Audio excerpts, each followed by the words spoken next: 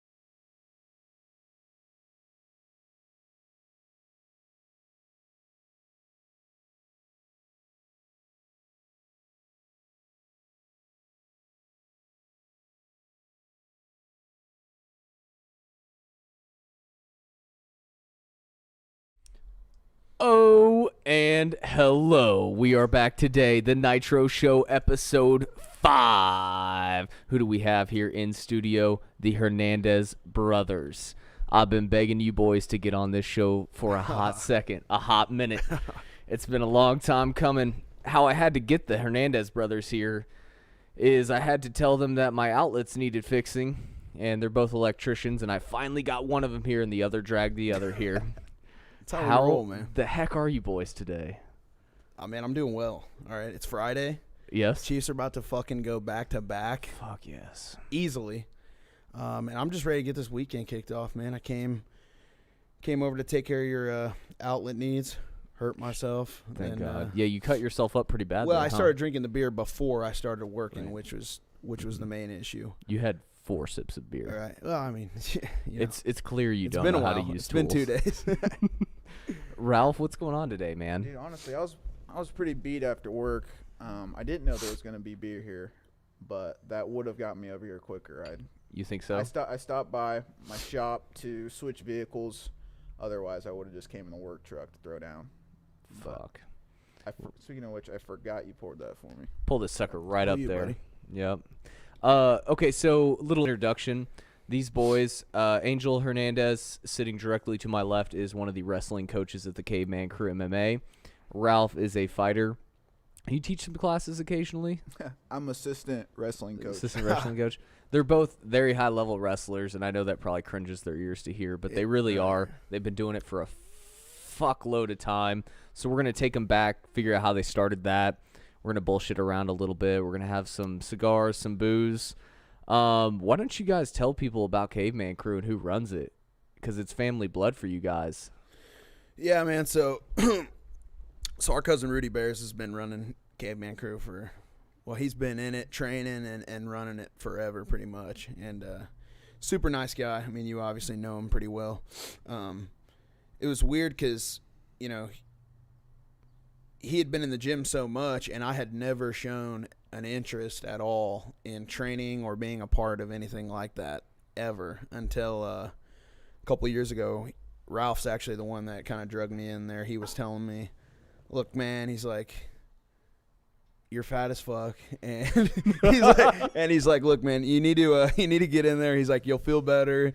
He's like, dude, I can't really explain it. It's just once you get in there, it's one of those things that you just, you know what I mean, you fall in love. And so I was a little leery. I kind of didn't want to admit really that I wanted to try it. I was like, fuck, all right, I'll go. So a couple times I went and we just hit mitts before class even, because I was like, dude, I'm not, this is moving too fast. I'm not trying to get invested in this. That's how reluctant Angel was. He didn't want to be a part of the class. He had to get personal training lessons before he started going to the beginner MMA class. I'm not gonna lie, too. He had to hit some mitts with Coach Ralph before. Because I was like, little closer for me, Ralph. Because I'm like, better. Perfect. Because I'm like, man, I don't want to. You know, I'm not trying to get too involved with this. I already see where this is going. I'm like, I'm not trying to do it. Basically, I was just being super lazy. You know what I mean? And and Ralph was pretty persistent. And he's like, look, man, come on, just hit mitts once or twice. And I remember telling him, I'm like, oh, why do I need to hit mitts? I'm like, I know how to hit mitts. We did a little bit of boxing training and stuff, and we played around pretty much our whole childhood with combat sports. And I was like, I'm like, dude, I already know how to hit mitts. And he was like, dude, no, you don't. I'm like, well, I think I do. So I remember showing up that first day. I don't know if you remember too, but he started calling out combos, and dude, I mean, it was like fucking, dude, like a fish out of water. Angel was kind of right. He kind of did know how to hit mitts, but he couldn't do it for more than 10 seconds without taking a break. Yeah, dude was so fat. Yet he can scramble for 2 minutes straight. Right. Now, he could have wrestled back then for 2 minutes straight. Yeah. But, yeah, like he said, he was a fish out of water, and it had been a while since he had just let his hands go and throw some combos on the mitts, and it wasn't pretty. But it's a super weird Here's an ashtray for you, bub. Thanks, Bubs. Bub. Hey, Jack, could you mind stretching his mic arm over there so he doesn't have to keep holding it down? It's all good, man. No, he's got it, dude. So Jack will handle. Yeah, there's an assistant. You guys can't see this dude. There's an assistant. His name's Jack, and he looks like he's running like a spy van offset here. And by the way, you guys can't see the rest of the house, but I didn't know you lived in a mansion. You can only see the garage from the street, And then you walk in, and his house is a mile long. That's absolutely not facts. It's the modest Nitro, dude. I showed up. I was like, God damn. I was like, fuck. Look at this dude's house. You could have a second MMA gym down here. I was waiting for the maid to open the gate when I pulled up. Christ. I'm Yes. serious. Dude, you guys are gassing And he does up. have. No, I'm serious, He dude. has one. It's- His name's Jack. It's easily the biggest house on the whole boulevard, I would say. Let me take me back a little bit to you guys' childhood here. He doesn't want to talk. I don't want to talk about the. All right, well, okay, Okay. fair enough. How Fine. okay? How old are you, Angel? I'm 24. And you're I'm 22. I just turned 22 January 29th. okay. And I don't mean to get too fucking interpersonal here, but you guys grew up in the same household, right? Your whole Yes. lives. Yeah. Same, Okay. Same parents. So- Yeah, they're still together. Since we were born. Man, I've got what I want to get to. I don't want to get to quite yet. It's going to be about Rudy. But when did you guys start wrestling? So I remember it was actually my dad that signed me up for wrestling first. Obviously, I'm older. Age-wise? I was 4, I think. 4 or 5. I think 4. Because I think I remember my first year of wrestling, I wasn't even old enough to really wrestle in tournaments. I was too shitty and like small and cried when I lost. And yeah. So yeah, I started wrestling when I was like 5, and then Ralph, of course, wrestled when he was 5 too. So we pretty much, it was like I don't want to say our dad really forced us to wrestle, because that's not necessarily true. It was just it was never like, hey, are you going out for wrestling this year, son? It was not. That wasn't really a choice. It was like, wrestling season's coming up. You know what I mean? It was every winter. So it wasn't really a requirement. It was rather part of your life. Would Yeah, you say? me Yeah. and Angel talk about that sometimes. Like, looking back on it, we were never like, there was never never a discussion about signing up for winter youth wrestling. It was just like, we knew it was coming. It was inevitable. We didn't think about whether we liked it or not. And I mean, looking back, we had some good times, but we didn't look at it like something we did because we liked it. It was just, but we didn't dislike it either. It was just something we did. It was just part of growing up. It happened every year. We just expected it. Do you guys remember throwing fits about going ever? And everyone throws fits about going. Like, I remember throwing fits about going to football. Not that I wouldn't ever go, but was it like that, or was it something you ever pleaded that you didn't want to do? Have you ever pleaded hard enough, I guess, is my No. question, that you're like, I don't want to go to this, Dad? I mean, we both, I think, quit wrestling I think every wrestler that wrestles their whole life, I think they all quit wrestling at one point. Like, whether they physically go up and say, hey, coach, or hey, dad, or I'm not going to wrestle anymore, or if they just start just being a huge bitch every day that they were supposed to be training, they still quit. Mentally quit. Yeah, even if you're showing up, Yeah, you're still kind of quit if you're not. I mean, you have to show up with a purpose. You can't just show up and the thing about wrestling, you can't hide. Like, it's, and really in an individual sport, you can't hide. So it's like one of those things where, if I show up and I'm giving half effort, no one else really gives a shit, because you're the one failing at the end. You know what I mean? That's kind of the hardest part. Like, you think you're sticking to somebody by showing up and not, giving it 100, or saying, I'm over this. I'm too, what I mean? I'm too good to be doing this, or I'm too fucking whatever. And then I'm too tired. I'm hurt. And then you're not helping. You're not sticking it to anybody but yourself. You know what I mean? And I think you learn that kind of as you go. And then, by the time you're older in your wrestling career, whatever, you just, dude, these dudes are like statues, man. Like, no emotion, almost. Like, the dudes that are elite, and I mean, you said we're high level wrestlers, but in reality, I mean, Ralph's a higher level wrestler than I am, and neither of us are really high level. There's levels to that shit, man. I mean, it's Infinite. crazy. Like, the difference between a high school, state medalist and a D1, like, anything. Let's say a D2 All-American. I mean, dude, Where does JUCO fit in? What is JUCO? Can you explain that to the average layman population? Well, JUCO's hard because some dudes have. This isn't a good way to explain it. Have D1 level wrestling, and their grades sucked. Mm-hmm. Okay, and I know some JUCO dudes. What's his name? You know what I'm talking about? Maybe he wasn't JUCO, but this is a guy we grew up with from our MOS wrestling club, and there was no one he couldn't beat. And he was JUCO, or and I won't say names either. We won't say that. Single out But people. he basically was in high school. He was a couple years older than me, And dude, he was elite talented. I'll say there's NCAA champs that he was beating in high school. Like, he was a beast. Holy of course, shit. they were in high school too, but he was an animal, man. He got mixed up into, he was doing drugs and drinking and shit. And this was like when he was a sophomore in high school. This isn't like, he wasn't even an adult. And they tried setting him straight, and he was failing out of classes. So he ended up going to, I think it was a D2 school though. Maybe it was JUCO. I'm not sure. But dude, he was wiping the floor with everybody in You're saying in JUCO. skill-wise, Oh my god, dude. D1. He was just Skill-wise. gifted, man. And Wow. he kind of disappeared as far as I know. He still stuck with the partying, and he never really did anything with it. And the thing is, man, that's what I'm talking about quitting. He quit, you know what I mean? Even though he was still wrestling at an elite level, he quit. Mentally, he quit. He wasn't, and there's outside circumstances, I'm sure, but basically it doesn't matter really, because in the end, no one cares. The dudes that he was beating that went on to be NCAA All-Americans, they didn't care that he quit. They were thinking, that's one less dude I got to face, you know what I mean? It's kind of, it's a mentality thing, you know what I mean? It's weird. But, no, I can't remember ever really, pleading to quit like that. It was more getting a pouty attitude or whatever, but even that kind of went away as we got older. But it was a grind, man, still. I mean, there was plenty of times where in the middle of doing something, I wanted to quit, you know what I mean? But you just kind of learn that that's not really, you don't really have the choice per se. Looking back, do you see that, and this is just a question out of my curiosity, do you think that it's difficult for a parent to keep discipline as much as it is for you guys? Because I know that a lot of times my parents were easy to say, okay, you can stop doing that and you can try something else. And I think for a parent from the outside looking in, if I was in your position, obviously you guys didn't plead to quit, but if I pleaded to quit once, my parents would have been like, okay, go back, try it again. Maybe a second time. As something as hard as fucking wrestling, I for sure would have pleaded to quit.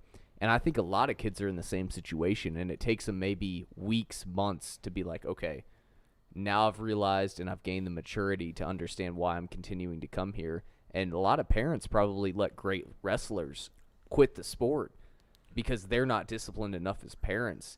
Did you see that it was almost a fight between your parents to keep you going when you didn't want to go? Well, like what Angel was saying is, you can physically quit, like stop showing up, plead to quit, or you can just mentally check out. And I was of the party that mentally checked out at about 14 years old. I was, I had it. Angel wasn't in it with me anymore. He moved on to high school wrestling, so I was still working, the youth circuit, and it was just boring to me, and I didn't like it. But my dad didn't tell me, no, you can't quit, and I didn't plead to quit, but he mind fucked me and said, you can't wrestle.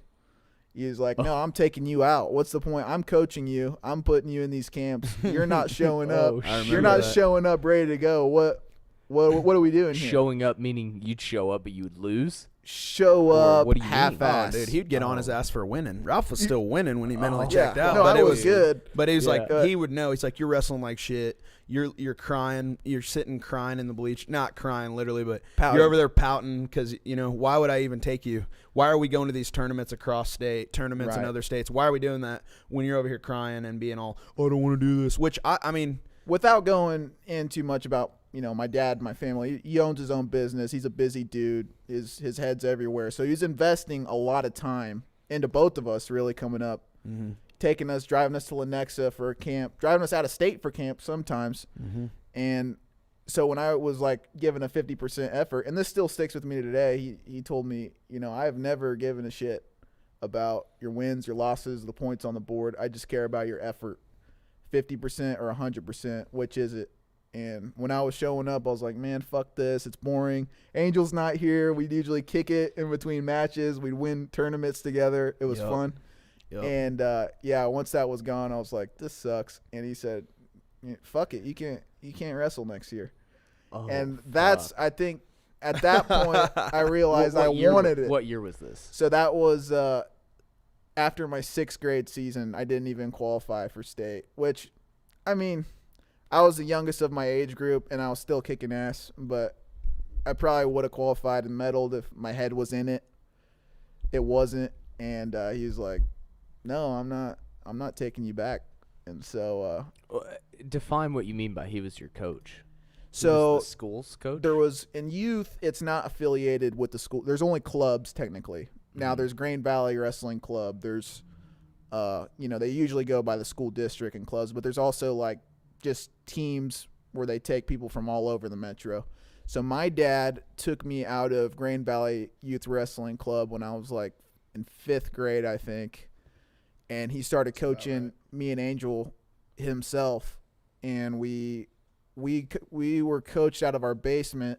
He bought wrestling mats for us. Dude. We had a sweet setup. We had the ghettoest ass setup. It was sweet. Badass. It was so sweet. we had some like old like Raytown South fucking ripped up mats in the basement, like fucking taped up, like the rips. They had rips and they had some fucking multicolor electrical tape on them, fucking fixing them up. And then we had like these yellow mats on the wall to keep us from like busting our head on the concrete wall kind of thing. And dude, we would fucking grind down there. Like, damn. I tell you guys whenever we're at the cave, iron sharpens iron, and that was some fucking iron sharpening iron down there, dude. It was like, it was fucking ghetto. It was cold as fuck in the basement too, but we would still be sweating afterwards. That was good training for sure.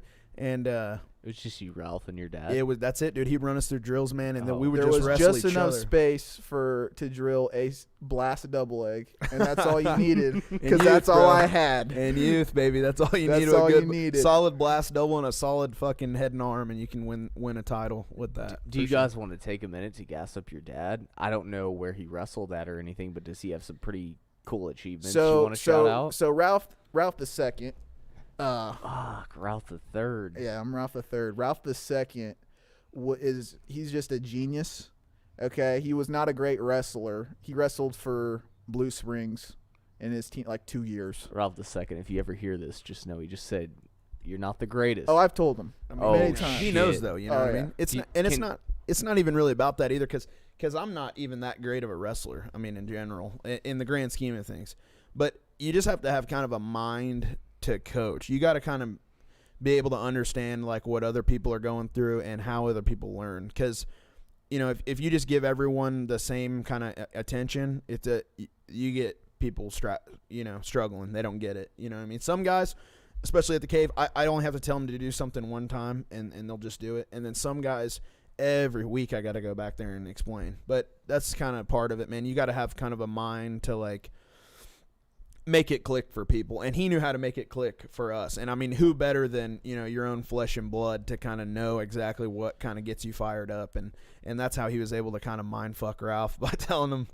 what, man, you suck too much for me to even watch. And then Ralph's like, fuck you, I'll show you. And then he goes out and he fucking just starts wrecking people the next year. And as Angel said, you don't need much to win in the youth circuit. You need like your three, your offense, your defense, your escapes. You need your offense, defense, counters. So, I mean, to tailor your whole game plan, to tailor game plans for two guys, and they're your blood, that's pretty easy to do. And you don't need to be that great of a wrestler to have a mind for it. Mm-hmm. So yeah, but what you don't want to shout out anything he accomplished in college or high school? I mean, was he the fucking man? Did you guys grow up in Kansas City? Yeah, we did. We grew up. Did he? He did too. He grew up in the west side of Kansas City too. He grew up in basically what would be like the Mexican hood. So he grew up Northeast. It was the west side. Now it's over by like. Now it's been, there's a bunch of white people moved in. The property value shot way up. There's a bunch of quaint houses down there that used to be ghetto, people. dude.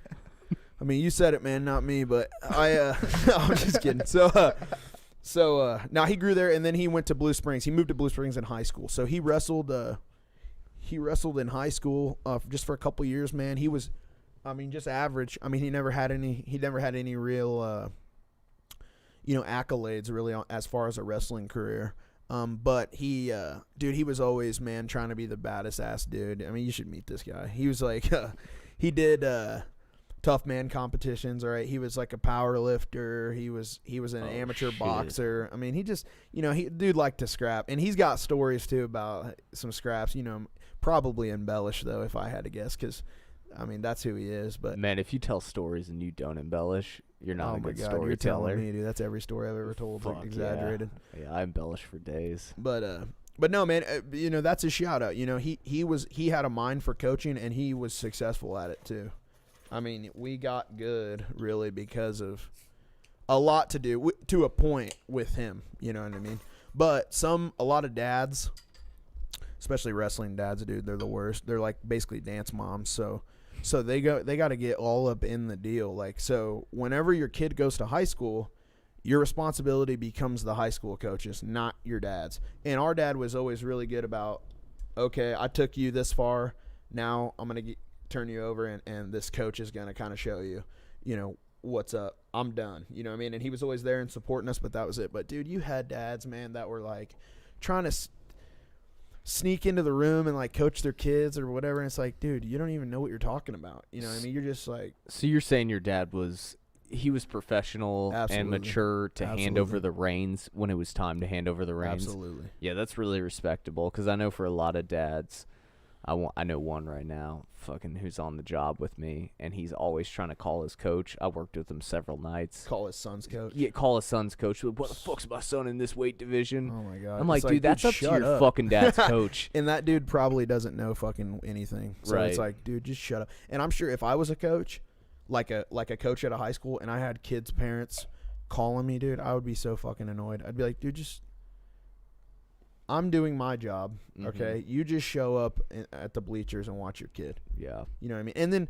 a lot of parents, man, a lot of kids just aren't good at wrestling. They just suck, you know what I mean? And when you suck, the kids want to blame the or the parents want to blame the coach. It's like, dude, I mean, he's not a miracle worker, you know what I mean? He's like, I mean, he can do whatever he wants. You can't tie your shoes, you know what I mean? So how you want to wrestle, you know what I mean? And there's always kids like that, you know what I mean? But I feel like the bigger problem is a lot of these dads, especially, they want to live vicariously through these kids.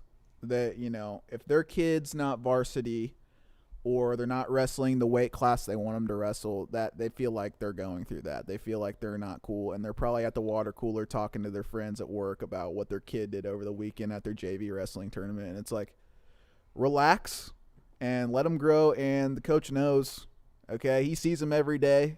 He's coaching them every day, not you. And our high school wrestling coach had to deal with that quite a bit. He's got endless stories about, well, moms too. Won't say names, but moms too. Yeah. One thing that I'm super curious about is, as you guys as kids, and after your 6th grade stint where you come back and your dad mind fucks you into wrestling, Ralph, when did you start to notice that Rudy Bears was in such a serious fucking sport as he was? Like, do you have a moment when you were like, oh my God? It was way before that stint, as you called it.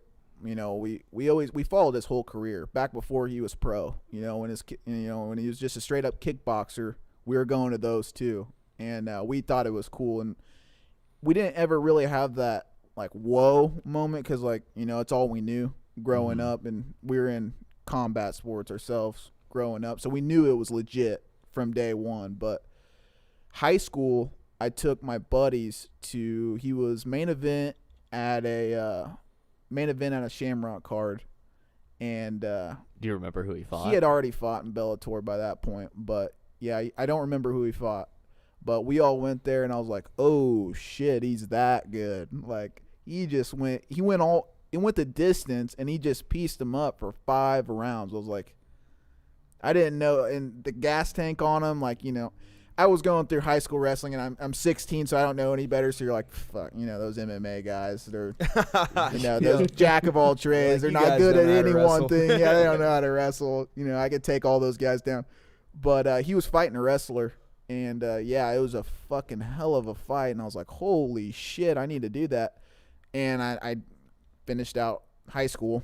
3 years later, I hooked back up with Rudy, and he told me to come out. So. Goddamn. So when you're watching this guy evolve, I mean, I guess to me, looking back, it's difficult for me to see it through your guys' eyes. And I understand Bellator wasn't the name it was now as it was back then. Right. And that's just me being brutally honest.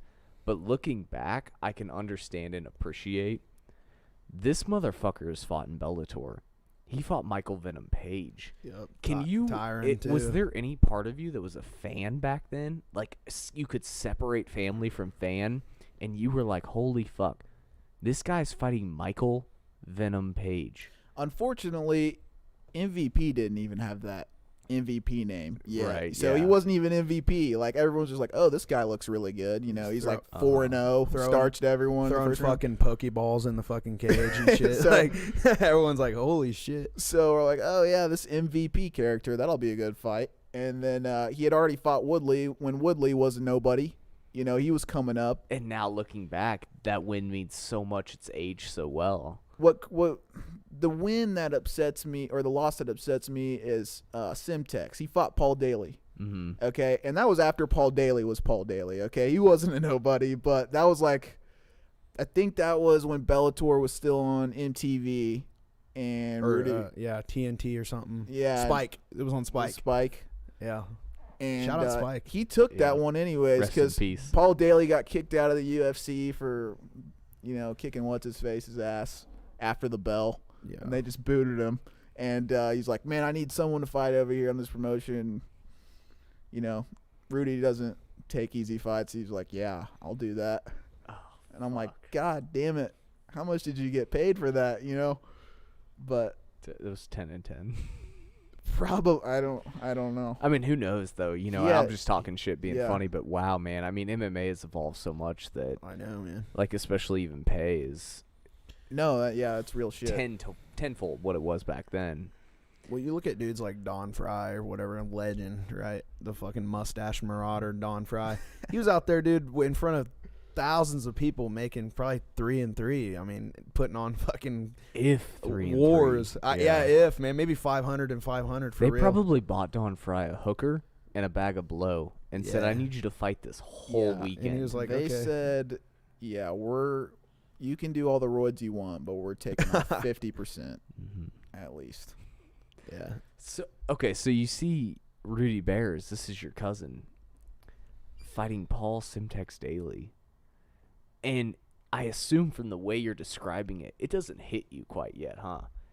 When in your guys' life did it fucking hit you that your fucking cousin is Rudy Bears? This is a dude who's fought Tyron Woodley. And I think I just slipped up and said win. I saw you kind of looked at me crazy. I didn't mean that. I just meant fight. He's fought Tyron Woodley. He's fought Paul Daly. He's fought MVP. Yep. He's fought in Bellator. He's been main events at Shamrock.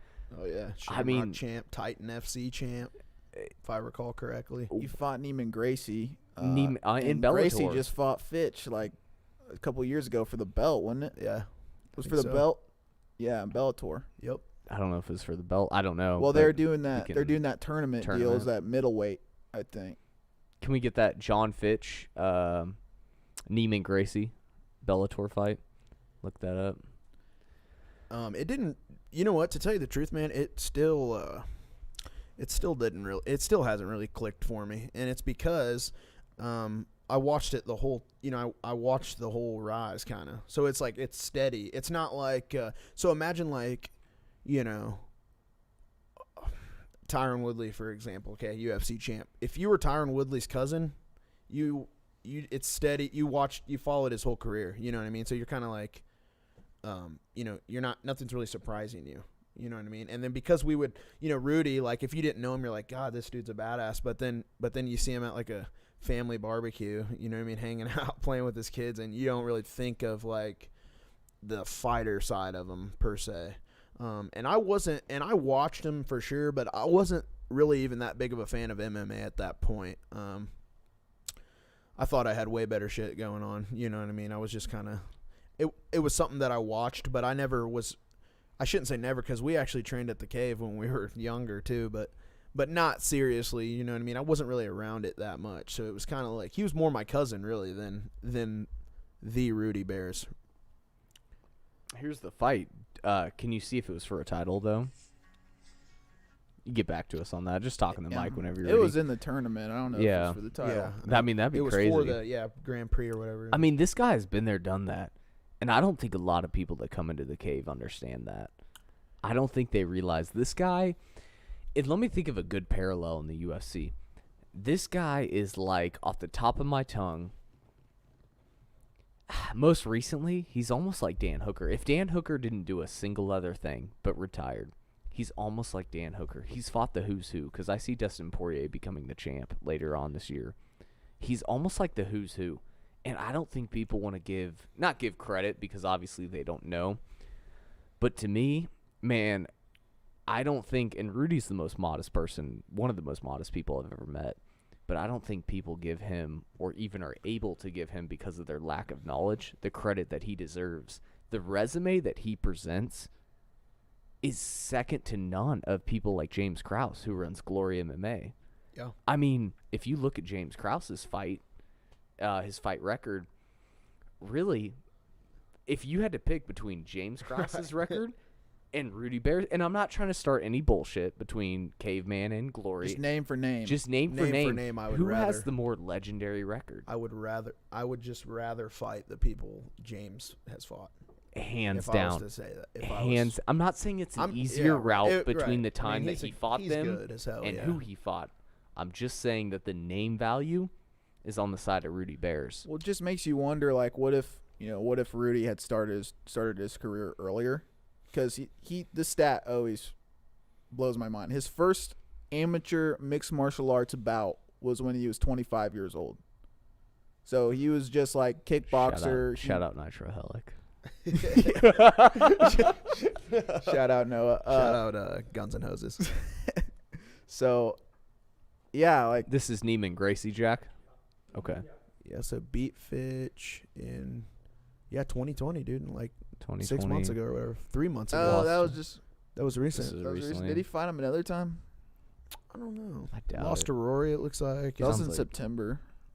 Ed Ruth. Ed Ruth's Javier killer. Torres. Damn, Damn. Ed Ruth is good too. But There's there that. he beat Rudy Bears. Yeah, round submission. 1, Fuck. 439 submission. That sucks, God dude. Looking damn at that it. pisses me off, kind of. I mean, but Neiman Gracie's a fucking If I killer, remember man. correctly, A killer. I don't know if you can look this up, Jack, but I'm pretty sure Rudy didn't tap. He like yelled out, which is verbal tap, and they called it. And then he could have protested, but he's like, I mean, fuck, I probably would have tapped. So, it's a fucking Gracie on your arm. Yeah. So- And dude, that's nuts, man. Look, there's levels to that. I mean, you've seen Rudy's jiu-jitsu. I mean, Fuck. and It's then this fucking dude good. just armbarred him. Yeah. You know in the what I first mean? round. In the first round. That I mean, shows the it's levels. It's crazy. Just dude. pound for pound, name for name value. This guy, Rudy Bears, who runs this gym, does not get the fucking credit he deserves. No, he doesn't. And he's your fucking cousin. Yeah, I mean, I That's give him. incredible. I know, man. I give him all the credit. I think it's just a matter of that his career was at the height in 13. Yeah, so that's what- it's a lot of people that you see a rise in MMA lately because people are interested because they're watching the UFC and they want to get into it, and they never, they're a lot of their concept of the history of MMA goes back to like Ronda Rousey and Conor McGregor. That's and another his thing he told me. featherweight, run that he went on. So, a lot of people, that was before even all that, you know what I mean? So people kind of are like, well, I've been watching for 3 years. I've never, you know what I mean? Whereas you can see Krause, fighting in Abu Dhabi or whatever, you know what I mean? He's still active and tearing it up, dude, taking short notice fights. Yo, I think Krause is a fucking gamer. Taking Yeah. short notice fights, I'll respect anyone. I who think does that. Krause I've is a taken 'em. gamer. I've taken them. They're shitty. There's nothing fun about it. But yeah, I respect.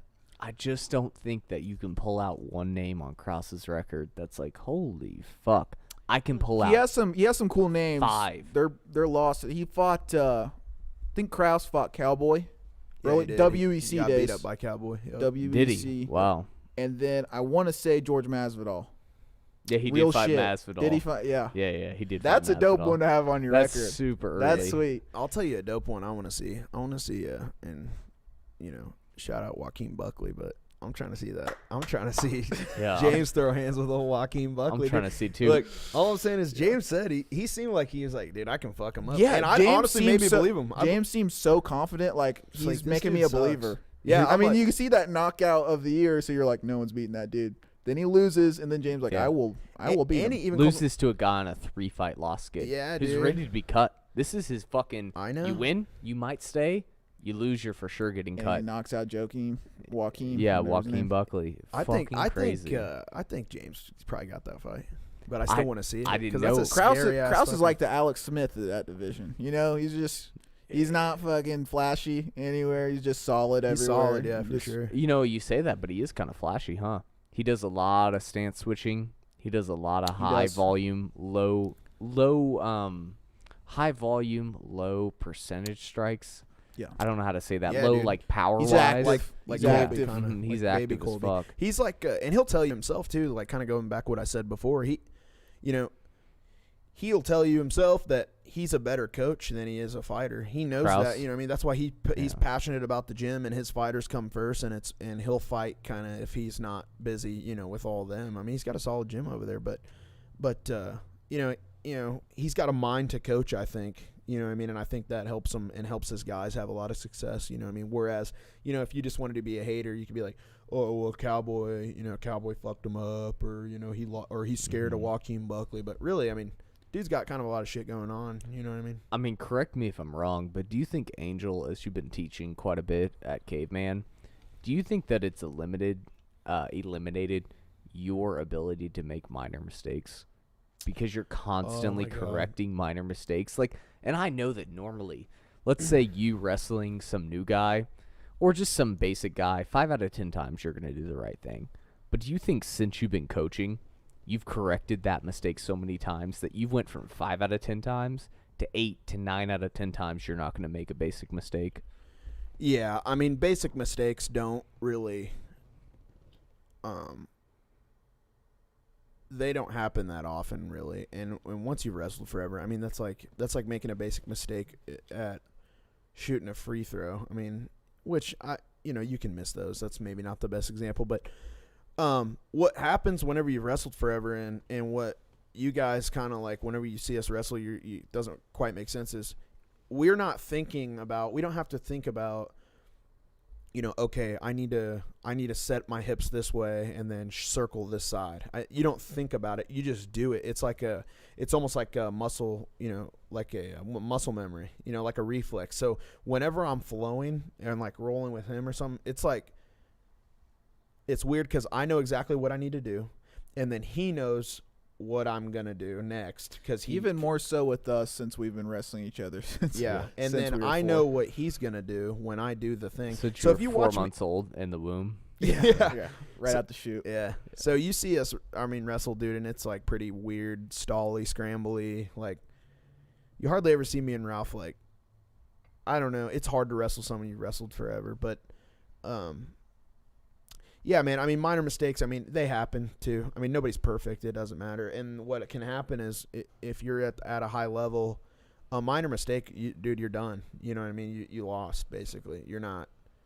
That's the thing about wrestling and fighting in general, dude. You make one mistake, that could be the last mistake you got in that match or that fight. It's not like you got 4 quarters to fix a mistake. Look at my boy Meekle dropping the fucking kickoff and fumbling it. You know what I mean? They got a quick 7. Well, obviously the Chiefs came back, but dude, that's like if you get TKO'd in 1 second. You know what I mean? It's a little different though, because that game's a playoff game, but you're gonna play next week usually in the NFL.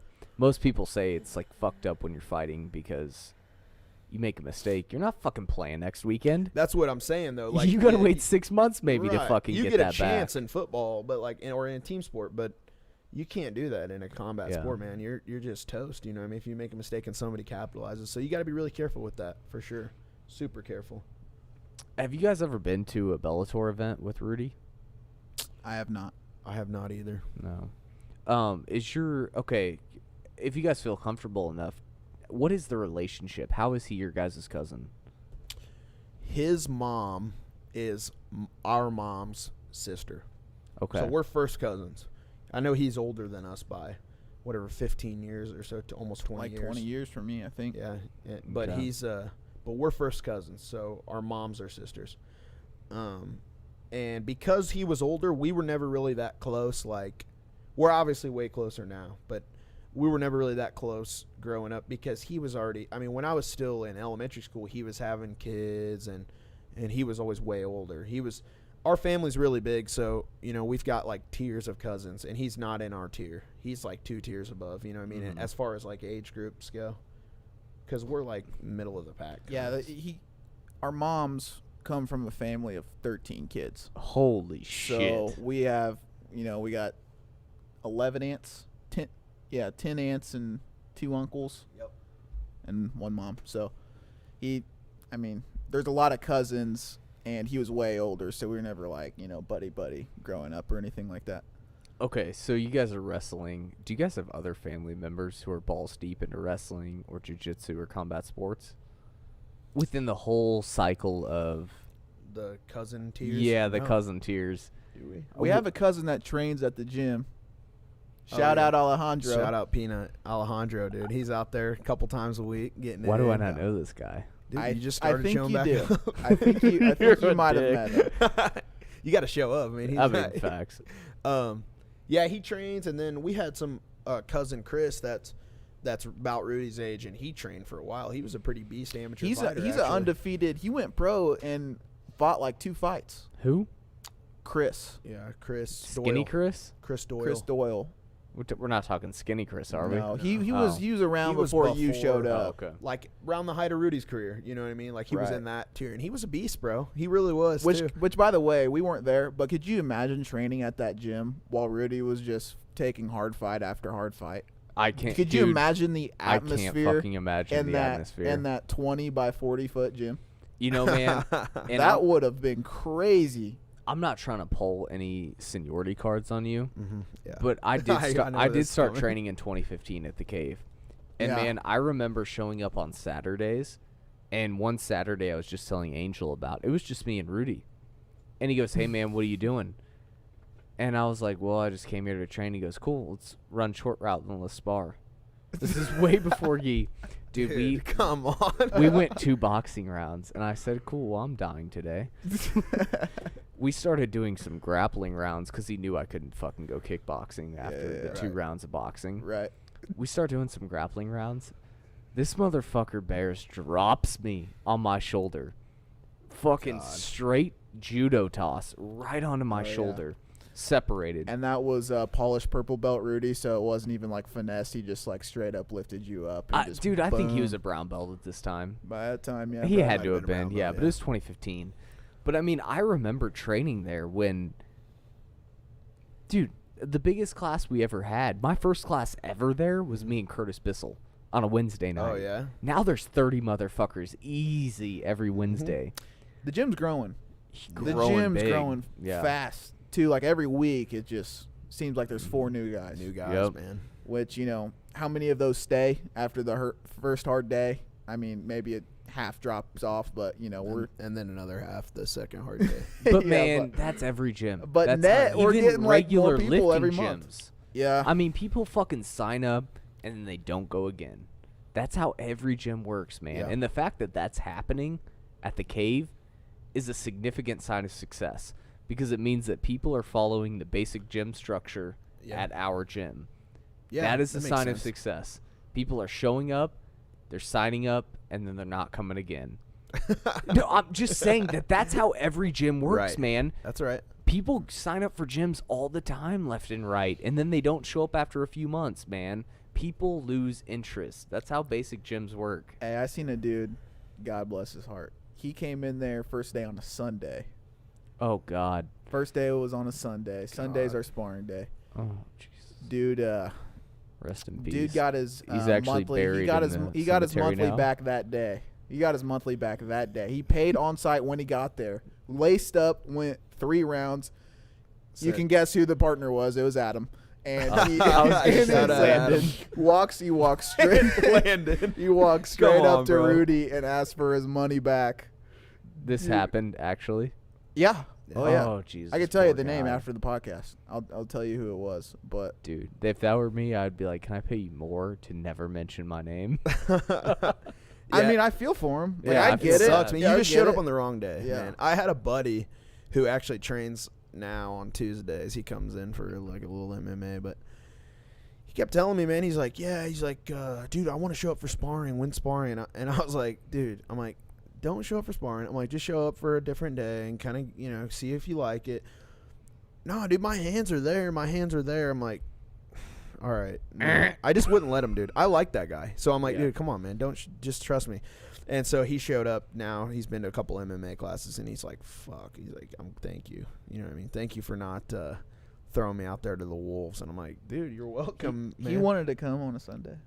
Oh, yeah. Dude, that was his only day. Really? He's like, when sparring, I gotta know when sparring. I'm like, bro, you don't even know, like, anything. The You know guy, what I mean? the guy that I pummel with and needs to take a break sometimes. Yes. Yes. Okay. Yeah. It's the guy that has, he has to put the tie pads down because they're too heavy. Jesus, I don't even know who this guy is, but if he ever hears this, you just roasted him. Oh, he knows, bro. Oh He my knows, God. dude. He knows what's Hey, up. that's my boy. Okay, so He's my favorite one. man, outta so you Angel's guys clique. really didn't grasp the whole glory, no pun intended, of Rudy Bears growing up, which is fine. I mean, I can't Right. say that anyone would have, especially while it's happening in real time in front of you. Right. When did Rudy reach out to you guys? Because that's why I kind of asked about if there was anybody else that trained or anyone else that was embedded into combat sports or wrestling in your family. When did Rudy reach out to you guys and was like, hey, you guys should come to the cave? Well, like Angel said earlier, I was already training there for like a year before I pulled Angel into it, but Rudy had a traumatic experience. Was that October of 2017? I'm not going to get into it a whole lot. He lost his wife in an accident, and I talked to him here and there at family gatherings, Thanksgivings or whatever, but I actually saw him at the celebration of life. And, I was just talking to him, asking if, the cave's still popping, how everyone's doing in there. And he said, you know what, why don't you just find out? Why don't you just come out? Seriously. And, your first month will be free. And, it'd be cool to link up. And so me, like everyone else, I was like, nah, I'll give it some time. And then I wanted to go, but, you're like too nervous to. Yeah. Before you walk into an Uh-huh. MMA gym, especially after, you're a seasoned wrestler and you're like, man, I don't want to get pieced up by these guys.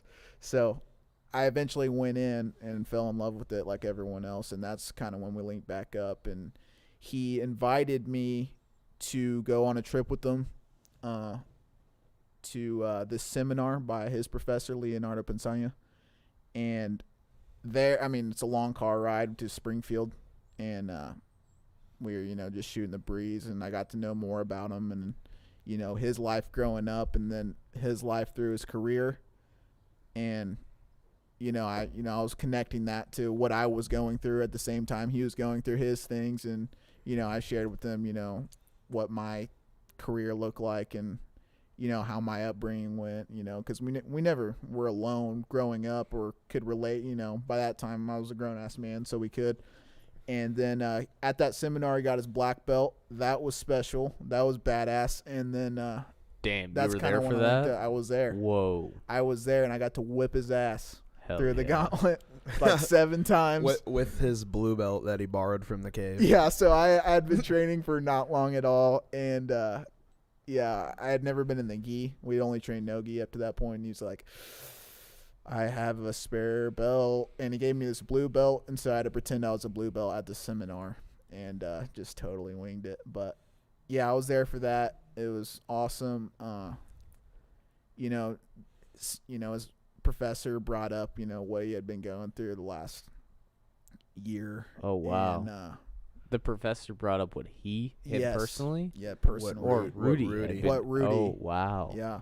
I mean, just touched on it. How many just- months had this been out since the incident? that would have been the summer, probably 6 months, 7 Okay. months later. Wow. Mm-hmm. So that was special. That was a special time, and Yeah.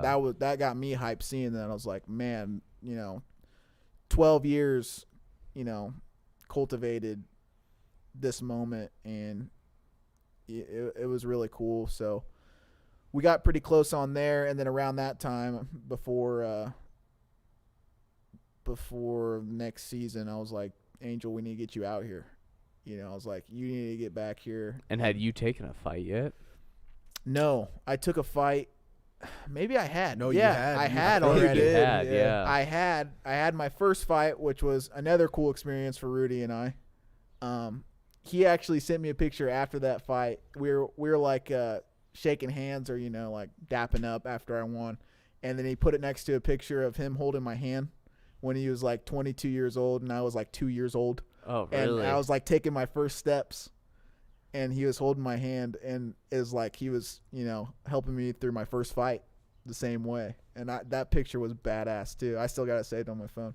Fuck yeah, dude. But yeah, and so then it was only a matter of time. Like, Angel, get in here. This atmosphere's awesome. This shit's awesome. You're fat. We need to get you in shape. Rudy's awesome. By the way, people, I used to be fatter than even this.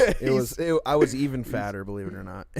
And I mean, like I said earlier, man, I did not want to fucking go to the cave. And I had always talked shit to Rudy too, like at parties or whatever. He never approached me and asked me to come train. I would always be like, hey, when you want me to come fucking whoop your ass at the cave? Yeah, I did, bro. And you can One tell of those assholes. Oh yeah, I was that dickhead, dude. And then he was like, you know what I mean? Like, dude, he's such a nice guy. He's like, all right, dude, come on, come train. And then, bro, Yeah, he for knew sure, I bro. wasn't gonna. You know what I mean? Like, I was that guy too, man.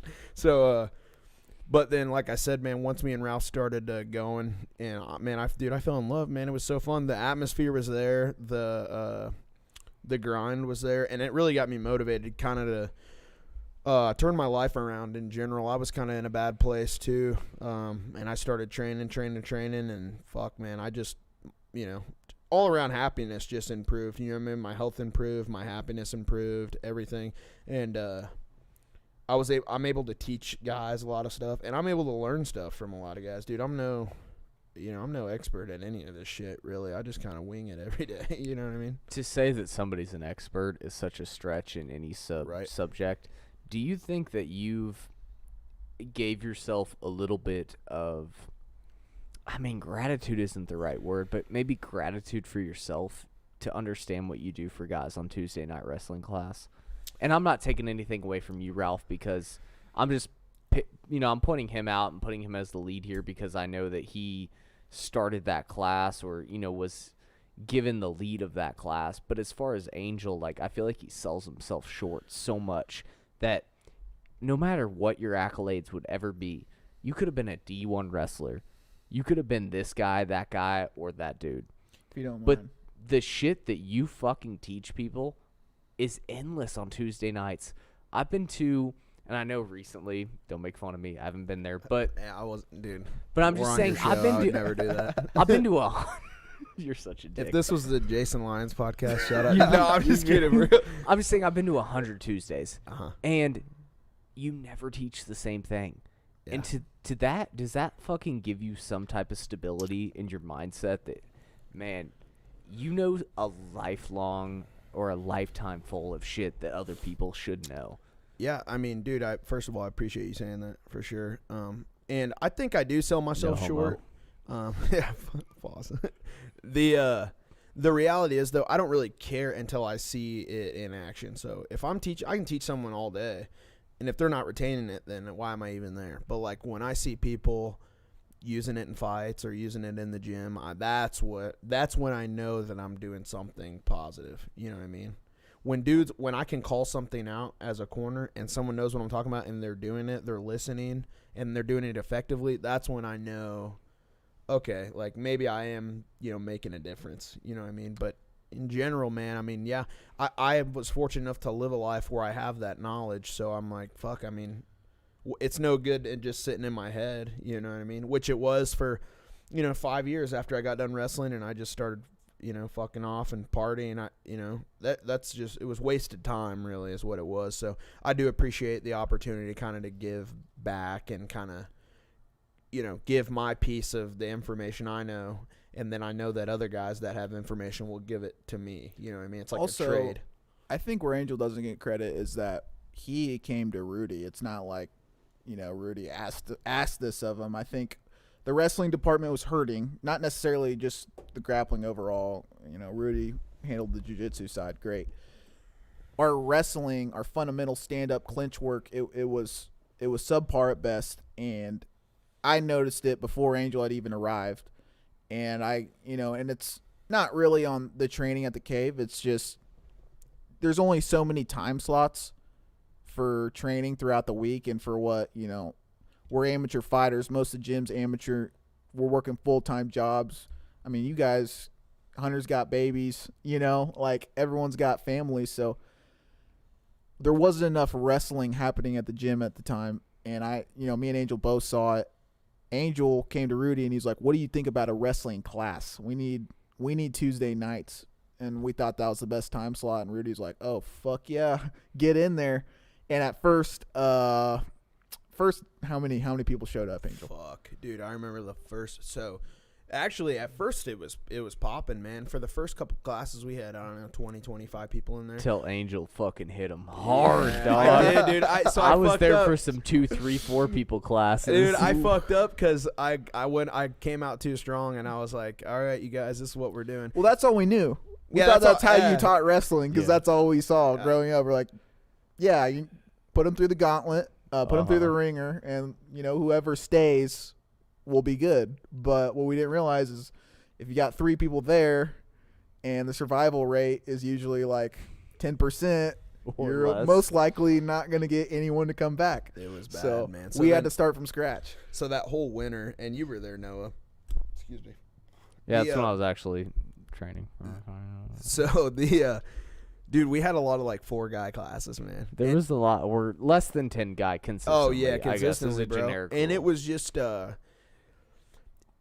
I didn't mind it because the dudes that actually were willing to show up when the gym was fucking 43 degrees inside of it, and they're training on those hard ass moldy ass mats we had, those dudes were there to grind. You get to know what see I who mean? wants it. I get to see. All right, look, dude. Like, are you here to grind or what? Because otherwise, you wouldn't have showed up. So we got a lot of good work in on those nights.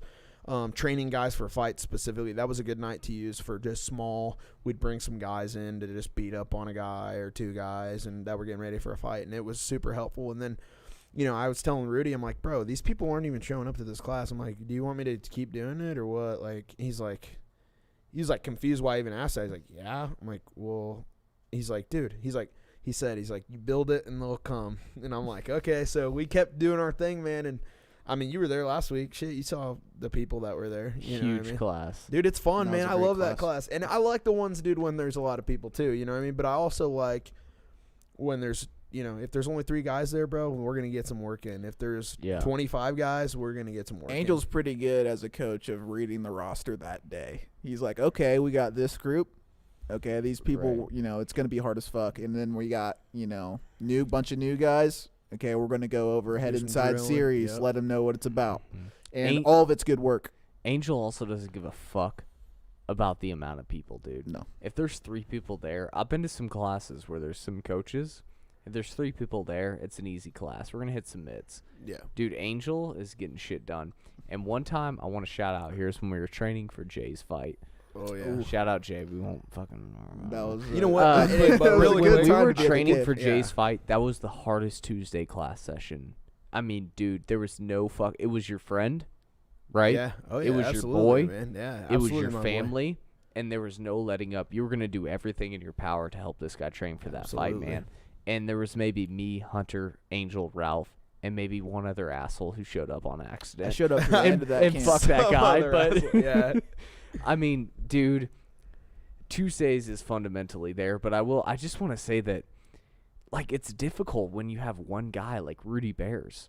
He's running a successful, probably the second best, and the only reason I say second best, I'm gonna get Accolades. roasted for Accolades. this. And Yeah, size. on well, paper. in money wise, like everything, it just all contributes. And this guy's running the second best gym probably in the state of fucking Missouri. And it's like, I know there's other. We're not going to get into a debate. I'm just saying Right. that, like, he's one guy and For he's sure. doing Yeah, that good of a job. absolutely. He's giving a debatable job. Right. And the thing is, And- that's not even his job. So, No. like, think about it. Like, Think about glory. he's splitting his time. Like, They there's have- a lot of guys at other gyms that's their job. He's got a job. You know what Right, I mean? yeah. And he still is able to kind of pour time into the program. And man, for a that's long huge. time, he's single dad. He's Incredible. raising a Of- family on his own. Not of one kid, not of 2 kids. 4. Of fucking 4. I mean, that guy is one of the most incredible human beings I've ever met in my life. He's hard. He's the hardest dude I've ever met. Yeah. No shit. And you know what, man? I've seen him. I don't want to speak out of tongue, but I've seen him get on to his kids, but I've never seen that man lose his cool. No, dude, I've he's never got seen him lose his very cool. You can ask around. You can ask around anyone in the metro who knows Rudy Bears. They'll tell you, dude's Nicest guy, legit, bro. nicest guy I've ever met. Dude, You know, an absolute Give the shirt off incredible his human back. being. yeah. Yep. Yeah, man. He's built different for sure. Ford trucks built different. Do you guys want to talk real quick about what you did in high school? Yeah. I'm just curious. You mean like in general, or Yeah, what'd you guys do in high school, and where'd you go to high school, fuck? This is and what did you do as far as wrestling, and how was that transition? Because I mean, that was the last bit of knowledge you gained before you took it into, I'm gonna freelance an MMA class, I'm gonna freelance a wrestling on Tuesday class. I mean, what was that like? Your last tier? Neither of you guys wrestled in college, right? no. No, We neither of us yeah. went. No, we didn't go So to college. what was that high school last 4 years like? So I won't. I'll let Ralph tell his portion because his career is different than mine. But we both had All right, kind spit of it. the story between me and Ralph is that we both have the same. We both have the same path that we could have taken, except the issue was, and I think you'll agree, is we decided kind of, you know, how we were going to approach it. So I was always somebody that, I don't know, I liked wrestling. I spent time wrestling, but I also was fucking off pretty hard. I was pretty big into partying and chasing girls and fucking basically doing anything I could that wasn't wrestling. I don't know. I regret it too. Like looking back, I know I could have had a more successful career wrestling, but I spent a lot of time really just fucking off. Whenever the prime wrestling time is summer, so you get better. So the high school career is, it's in through the winter, and then at the summer you wrestle freestyle and Greco, and that's when your boy would deuce out pretty much In every the wrestling season. community, we like to say the season is won in the summer. The winter season is won in the summer. That's right. That's where you get good. That's And where everyone's sleeping. And coincidentally, that's when I decided to bass fish and drink Miller High Life when I was fucking 16 years old instead of kind of doing what I was supposed to. That's not all. We we did paintballing. yeah, fucking off, dude. You were a barter wars savant at one point. I was doing some You were- Craigslist. We were Craigslist. He had a lot of maneuvers there. avenues. He had a lot of outlets. Just hustling, man. You know what I mean? You Just know, hustling. Craigslist what? So did you ever see that? So did you ever see that book or story about the one red paperclip? I think they made a movie about it. Yeah, I know what you're talking about. So they Trading did up. yeah. So they did the one red paperclip. Yeah, trading up exactly. So I told myself, I was like, fuck. I was like, I can do that. So I started with this piece of shit computer we had. We had this like laptop that was pretty garbage. I said, I mean, that's already way better than a red paperclip. So I figured I was already at a head start. Traded it for some stolen power tools, and then that's almost about where it stopped. I kind of lost interest, dude. I was getting drunk, and Hold I was on, you got a stereo at one oh point. yeah, I got a pretty sweet like a stereo setup, which I think we still have that maybe. Yeah, somewhere. It's somewhere. So I traded the stolen power tools for a stereo, and then I traded that too for something equally stupid. But no one needs a stereo here. Yeah, facts. yeah, it was garbage though, man. I mean, it was worth, like, if you were to say, hey, what's this worth? Someone would say, Rick from what the fuck? What's that antique show? Hardcore Pawn. He would be like Pawn Stars. Pawn Stars. That's what it Did is. you just call that hardcore pop? There is a show, Yeah, Hardcore there's- Pawn. I yeah. didn't just make that up. But he would say, it's, I don't know, I got some stolen power tools here. And that would be ideally what it was. But no, I was always just, dude, I was doing whatever I wanted, man. I was being a kid, really, and I didn't take it as serious as I probably should have. I had all the talent, and the, when I was there, my mindset was right, I think, but something was always off. I don't think I truly, you know what it was? I wasn't comfortable with my training. So the idea is that you train hard enough that when you go out there and compete that you've done everything. You know what I mean? You're ready. There's no doubt in your mind you're ready. And because I was a notorious corner cutter, I don't think in my mind I really believed I was ready. You know what I mean? And that led to my demise ultimately. Whereas That's a great way to put it. Whereas- Notorious corner cutter. That was a hell of a Yeah, phrase. that was insane. That's I'm what gonna I start was, dude. calling a lot of people at the cave that. Copyright that shit. and I got shit for it too. I mean, the coaches would say you toss me that. you're a cigar. corner. Yeah, absolutely. Bro. Thanks. Probably the lighter in the cutter. Thanks, bub. They would call me out too, man. All right, go for it. I went out the back door there if you want. They they called me a corner cutter. They were like, you're fucking, and I would be there, dude. I would put the fucking hammer time on people, but it's just whenever it came time. So for instance, in high school wrestling, you have like a districts and state tournament, and whenever the playoffs started up, I was quitting, man. I quit. Like we talked about earlier, I mentally checked out. And that wasn't really the right call. Whereas Ralph, and he can explain it when he gets back, but he was always on it, dude. Like Ralph. So Ralph was the opposite. So Ralph got to party when he still sucked at wrestling. So as a freshman, Ralph wasn't very good at wrestling, just like I wasn't. Comparatively, he was good, like we were talking about in youth. But whenever you get into high school, he just wasn't impressive. He had a tough time, and as did I. But at that time, I was still in high school, so Ralph was partying. He was hanging out with us, upperclassmen. You know how it is. We were just chilling. But whenever I left, Ralph realized and saw kind of how my wrestling career went. He was like, I know I can be better than that. He's like, I know I can. If I push myself, I can do better. And that dude, I mean, he went to national tournaments, Greco tournaments, freestyle tournaments. There's highlights of Ralph fucking launching people for 5 and national tournaments. I mean, he was a beast, man. But it's just kind of it's one of those things. You get what you put. You get out of it what you put in it. You know what I mean? And I didn't put that much in it, really. Don't you think that's a universal rule for life? I think so, man. I really do. And I think, and I'm blessed that kind of taught me that early when I was still a kid, because now that I'm an adult, I understand that. But when I was 17, I didn't really give a shit. You know what I mean? And Ralph, I'm sure, is fortunate and thankful that he got to see it from someone else that had all the talent and still didn't do what they should have done. He saw what, living a chill life could be, or what, you know what I mean? And Ralph, I mean, you can explain, but I mean, what the grind is really about. You know what I mean? Yeah, I flipped a switch. My high school career started out doing whatever Angel did. I mean, that was my whole childhood, was like, okay, big brother went into wrestling, I go into wrestling. Angel got into fishing, I go into fishing. Angel's skipping practices in summertime. I am also skipping practices because he is my ride. Yeah, that's true. It Also wasn't his didn't want to fault. practice. So that's pretty much how my first 2 years of high school started. I was a sophomore when you were a senior. Yes. So, yeah, I thought, whereas Angel started drinking when he was whatever age. I was 2 years Too younger. early, not 21. So I started even earlier. I was getting into, girls and booze and partying and not important adult shit way sooner.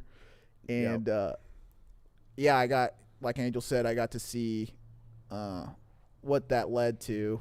I mean, he focused on his wrestling career to an extent, but also at the same time, he didn't do the right things. He came up short.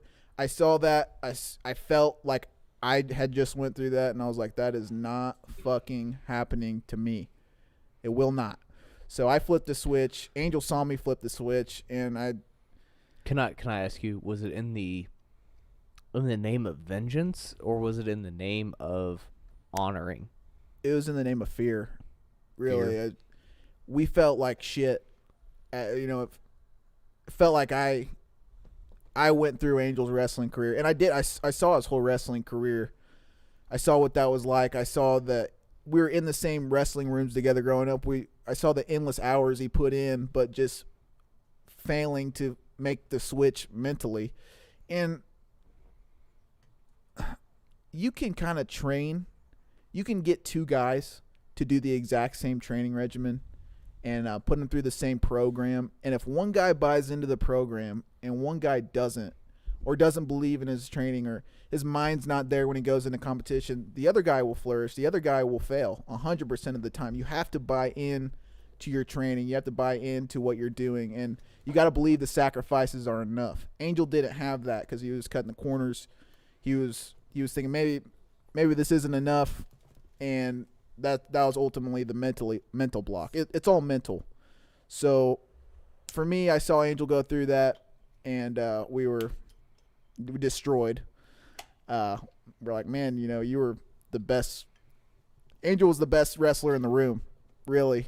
To come through our city's wrestling program, I mean, he was going to be the guy. He was a stud from his first day. He was always good. I had a time where I wasn't good, and I had to get there. Angel would beat anyone in the room, and so when I saw he didn't do it, I was like, well, fuck, this isn't enough to just be good. Like, you have to do the right things too. So you're watching the best in the world. And I'm just in my mind, yeah. No, yeah. You're watching the best guy in your world fail. Yes, in my wheelhouse fail when he is the top dog. Fuck, dude. So I said, holy shit. Don't fucking jump out of your chair and hit me with that double in the fucking basement. But is this hard for you to hear? Because clearly when he says this isn't something he's breaking on the Nitro show. No. You guys have talked about this, obviously, and we yeah. kind of discussed this before, but is it still hard for you to hear? Or have you accepted the fact that maybe it wasn't in your personality to do it at that time, and you've just dealt with the cards you've been dealt? So it's a mix of both. I definitely am not proud.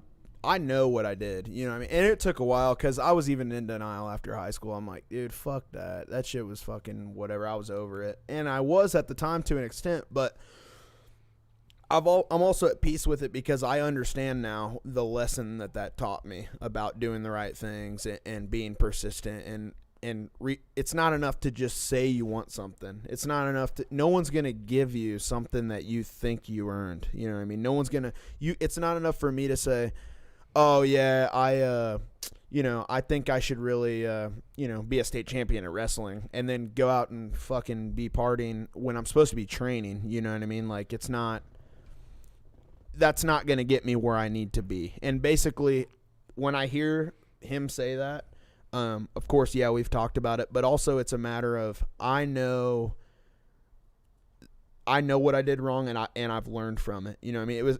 It was honestly, once I was able to identify that and be honest about what happened, I think it's turned my life in a 180, really. I mean, and mentally, I'm more focused than ever, and I can be at peace and knowing what I know now about doing the right things and being committed. Drinking the Kool-Aid is what we used to call it when we were in the room. Are you going to drink the Kool-Aid, or are you just going to try to fight it the whole time? And I didn't want to drink the Kool-Aid. I thought I was too smart. You know what I mean? I thought I was too smart to drink the Kool-Aid. That's actually how I was going to put it. And I'm thinking I'm too define good. that, though, because to me, drinking the Kool-Aid from the terms I've heard is accepting the hype.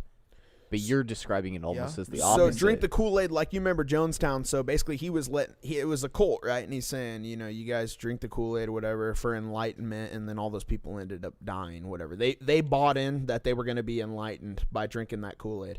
I was an outlier, and I was saying all these other guys around me who were, not maybe as talented as me, some of them more talented, I mean, but all around just definitely not as grimy as me. They were drinking the Kool-Aid. And I was like, why are you guys doing this? I'm like, I don't have to do shit. You know what I mean? I'm out here I don't have to, summer wrestling. Why would I spend my summers wrestling? You know what I mean? I don't need to do that. But the pain I felt whenever I came up short, it's like, you know what I mean? I understood then why everyone was drinking the Kool-Aid per se. And I thought I was too smart, basically. I thought I had it. I thought I had it all. I thought I was untouchable pretty much, and that wasn't the case. And then when it came time to it, man, I understood that, I didn't have a foundation of training that let me know I was ready. You know what I mean? I wasn't confident. I wasn't confident that I could do the impossible per se. And the reason that's helpful is because whenever I'm training you guys, and I know what it takes. You know what I mean? I know now how hard you need to work. And I've worked that hard, but then whenever it's the things out, it's the extracurriculars that you got to change if you want to be great. You know what I mean? And I know that, and so whenever I'm in the cage with people and I'm talking them through, you know, they're on the stool for the short fucking 30 seconds they're on there, I feel their pain. I can feel them, you know, I can feel them breaking, really. And I've seen dudes break, and I can tell them, look at me in the face. I'm like, you're fine. I'm like, trust me, you're fine. This is all temporary. This is all a dream, pretty much. You know what I mean? You're fine. And dudes, when you're on their ass all the time, grinding them out, they'll believe you. You know what I mean? They'll believe, okay, this dude's probably right. You know what I mean? And I am right. You know what I mean? I am. These dudes can always fucking dig deeper. You know what I mean? And I know there's fighters in that gym, dude, that have heard me tell them that fucking firsthand, and they, you know, they powered through and they got the job done. And I pride myself for that, for having the knowledge and then being able to pass it on kind of to someone else. I mean, I'm not glad that Angel had to find that out the hard way, but, you know, maybe I am thankful that I never would have drank the Kool-Aid if I didn't have to see it, if I didn't have to go through it with them. So when I did, it was more motivation for me to I could remind myself why I'm doing this. And it became as simple as just saying yes to everything my coaches said. It just simplified everything. The only thing I had to do was say yes to anything they ever asked of me and buy in. Not even know the reason why. They could have fucking told me to not change my underwear for 2 weeks, and I would have fucking done it because I thought it was going to make me a state champion. So that's all it came down to, and I did, and I got the rewards at the end. You guys growing up, were you guys brothers the whole way? And what I mean by that is, and you guys know, and there's no delusion about it from my end, so you can be honest, and it's not like we have to be honest, but everyone knows, like, me and my brother, now that we train together MMA, it's like one of the coolest fucking feelings. Are we ever going to make it professional? No. But the fact that I get to have that bond, be healthy, create a discipline with my brother is one of the most amazing things. Did you guys growing up, did you guys feel that, or did you guys have a separation at some point? You might relate to this, but like 2 years gap, age difference, like there's a huge difference in maturity. So yeah, my brother's 3 years older than me, so it's almost the same thing. By the time I'd catch up, he was in a different shit. We couldn't relate much, even 2 years apart. I mean, we were doing the same shit day to day, going to school, wrestling, but it was like we couldn't really talk about shit. You know, I was still playing with action figures when he was getting into girls. You know, it was like, so. I mean, yeah, we were tight telepathy wise. You know, our minds were on the same page a lot of times mentally. But as far as, like, you know, how we can sit and have a beer and shoot the shit about what our day's like and our friends and politics, anything else, no, it wasn't like that at all. That's my take on it. I don't know how you feel about it. I mean, when you look at Ralph, damn. No, not like that. When you look at this fucking When you look at Ralph, what do you like jabroni. as you were growing up, man? Like, me and my brother, we didn't have a good relationship until maybe. I mean, we fucking hated each other. And obviously it's different. You guys wrestled together. He just explained that you guys fucking loved going to class together as high school and middle school athletes. But me and my brother, like, we fucking hated each other. And I think it's a normal progression for where we were at for the basic human life, because we never played anything together. Mm-hmm. But we fucking didn't like each other until he graduated high school. And now he's like one of the most important people in my life. And that'll never change, but it took a while for me to understand the appreciation for that. And what I envy is that when I listen to you guys, because of the discipline you experienced through wrestling, and I'm not saying you guys didn't have some hold down, drag out fights at home, right? But do you guys feel like you developed that relationship quicker than most people? Well, yes and no. So you talk about how you kind of envy our relationship, but the fact is, so far we've only been talking about our relationship with wrestling. You know what I mean? We had a whole nother home life, and dude, me and Ralph had a home life that I'm sure people, sit up at night wishing they had. I mean, we didn't have a terrible home life at all. We were upper middle class, whatever. We went to fine school. We had nice things. I mean, we didn't have a grind like that, but I think we made each other's life hell a little bit as far as like. Was Heath was he a dick to you kind of? Yeah, but I don't think, and this is me speaking from my perspective only, I don't think it was anything that other brothers don't experience. I think that, man, like he went to private school, he finished out, and I know you went to private school as well. Did you? Dude, we were all there. We were all there at the same time, bro. Man, I Shout out transitioned St. a little bit quicker. Shout out the St. Vikings. John. Can we stop shouting out? Can we have a shout out and a fuck St. John Lalonde? Yeah, for but sure. No, man, it's like we can't do that. we can, actually. dude. Fuck St. John. Shout out Miss Hornbrock. All right, well, fuck St. John's. But it's like, man, dude, I don't think it would have enhanced our relationship that we have now. But I just don't think that we could be Heath and I where we're at now if we had because we never had like a sports growing up where we were cohesive as far as like having the same dreams. And, you know, you guys had similar dreams. You guys were both in wrestling. Right. Heath and I were separate. I took a lot of my goals and a lot of my aspirations from him, but we were never on the same path to what we wanted to do as adults. Yeah, I mean, I don't think the stuff me and Ralph did were way out of line from what a lot of brothers semi-close in age go through. But I think where the root of the issue was growing up is, again, I think because of my seniority over him, I thought I was smarter. Like, I didn't think Ralph would have anything to offer that I could take. So whenever he would do something or say something, I'm like, dude, you're dumb. You know what I mean? I just thought I was smarter because I'm older. But the fact is, like, you know, after, you know, Ralph drugged me from a kind of a dark place out into the light, I understand now that he has all kinds of important things and lessons and motivations that I should be taking from. Do you feel comfortable elaborating, like, and without going into detail, like, was it just life situations? Was it like a girl? Was it like you tried to move on as far as an adult and then you realize, man, he's doing what I should have done? Or can you it wasn't that. I always admired Ralph's work ethic. It's not that. And I have good work ethic too, but it's obviously way better now that I have a kind of a guideline to go through, if you will.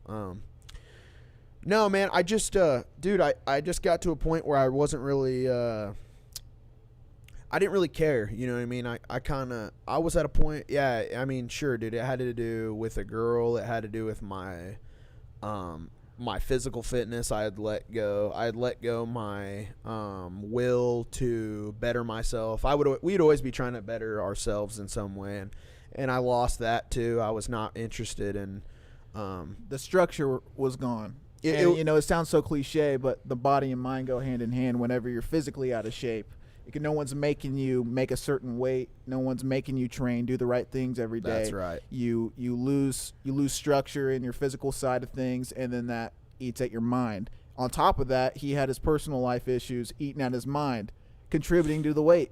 So it was like both were fucked up at the time, and there was no structure, and he was going through life successful, but that only gets you so far mentally, and you can't do anything about it physically with that. So yeah, it was compiling on top of each other, as I'm sure a lot of people can relate to. Like all mental health problems, it's just compiles and builds on itself, and he was going down that snowball effect. And we still weren't even we didn't have MMA to talk about. We weren't both wrestling anymore, so we were kind of out of the loop. You know, he had that girl. Ralph wasn't working. We worked together too, and he wasn't working with me. So I would see him at the house, or pretty much. That's all. We weren't close really at all. But once Ralph would give me advice about certain things. He's like, "Look, man," he's like, "it's not as hard as you think." He's like, "Let's work through it a little bit at a time."